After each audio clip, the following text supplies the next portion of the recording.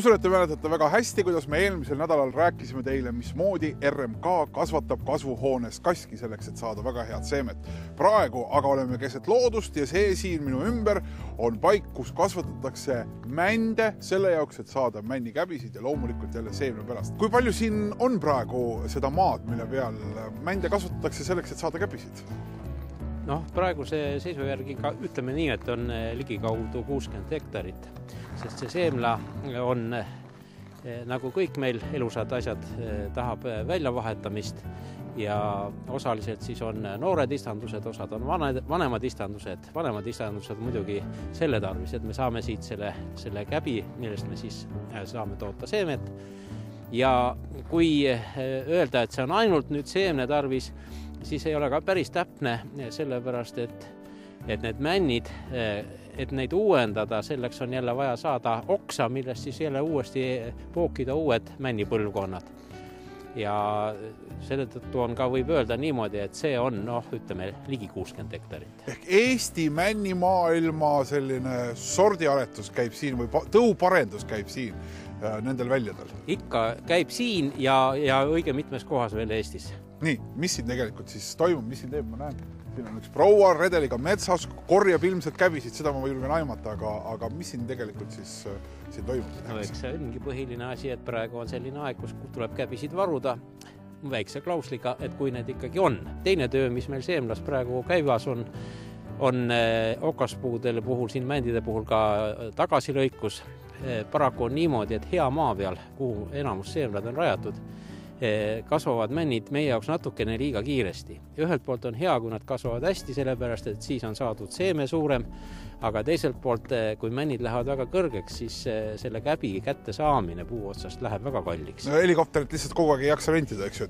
Jah, jutu järgi pidavat meil küll jälle Eesti Vabariigis 3. ametis olema, aga meie püüame oma jõududega hakkama saada. Kui palju saab käbisid saagiks ühe puu pealt, kui on selline hea käbi aasta?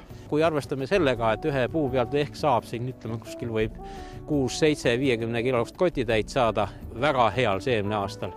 Aga siin on muidugi jälle see, et selle määrab tegelikult ära, kui vana see puu on. Mida suurem puu ja mida vanem puu, seda rohkem on lootust saada tähendab ja mida väiksem seda siis tagasihoidlikum see saak on.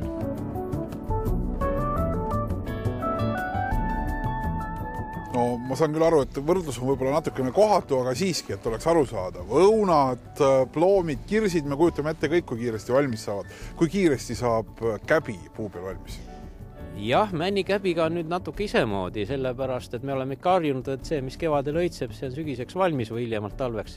Männikäbiga on paraku niimoodi, et see tolmemine toimub maikuu sees, aga siis on vaja saada veel terve 18 kuud enne, kui see käbi on nii palju valmis, et selle seeme kõlbab siis uuesti jälle mulda panna. Ja seetõttu ongi siis niimoodi, et männi peal on justkui 2 vanusega käbid.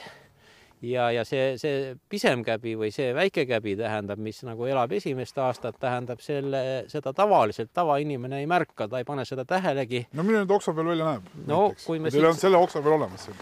Siin me ühe leidsime küll, jah. Et kui see on siis peaks nüüd olema see pisikene nupp siin. Aha. Ja see on nüüd tegelikult siit, temal läheb veel prisket mitu teist kuud aega. Selline käbi siis peaks nüüd kasvama veel terve selle tulevase aasta ja tekkis ta eelmise aasta kevadel, ütleme siis. See on siis nüüd eelmise aasta käbi veel ja ma olen siukene nagu natuke kulunud välimusega ja väsinud.